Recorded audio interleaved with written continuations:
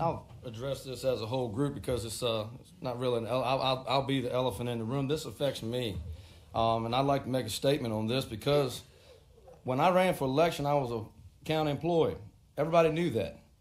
It was in every piece of literature I sent out, and everybody knew that I'd been working for the fire department for many years. I adhered to all county policies. I adhered to every form that needed to be filled out, every piece of paper that needed to be filed. I was elected by the Berkley district and the people that I represent, not this board. So I was elected by a whole lot more folks than the folks that are sitting here. And to change the rules of the game in the middle of the game is not a fair way to play ball. And I'll just leave it at that. And I'm not a fan of this at all. I appreciate the board's consideration of a grandfathering clause that kind of, if you want to make new rules, and I'm already on the roster, so it kind of, it keeps me on the team there and keeps my contract legitimate if I was to put it in baseball terms, because that's the way I like to do things.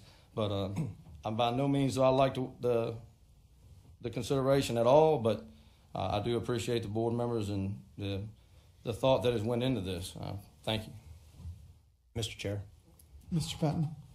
Go ahead, Mr. Ross. Just if I may, I agree with what Mr. Marshall said. I mean, this is more of in the future moving forward, but it would be unfair to pull the rug out from underneath his feet and change the entire the method. This is a moving forward kind of thing, and that's why I support the grandfathering of Mr. Marshall in these resolutions or these changes to our HR policy. This is trying to accommodate Mr. Marshall to have it go into effect at the end of 2021. But to have it grandfathered in, I don't think is fair to anybody else. It separates it. If it's a policy that is good for one, it's good for all. We don't make laws and rules and procedures that apply to us differently than everybody else. And I will absolutely vote against it.